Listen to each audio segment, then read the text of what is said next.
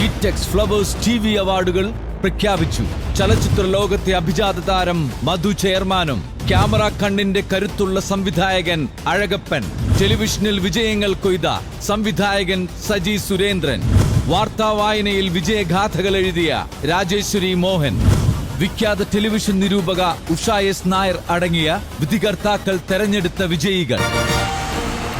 മികച്ച നടൻ കിഷോർ സത്യ, മികച്ച നടി ശ്രീലയ, മികച്ച അവതാരകൻ രമേഷ് പിഷാരടി, മികച്ച സ്വഭാവ നടൻ മേഘനാഥൻ, മികച്ച സ്വഭാവ നടി വിജയകുമാരി, മികച്ച ഹാസ്യതാരം സുരഭി ലക്ഷ്മി, പ്രത്യേക ജൂറി പുരസ്കാരം VK ബൈജു.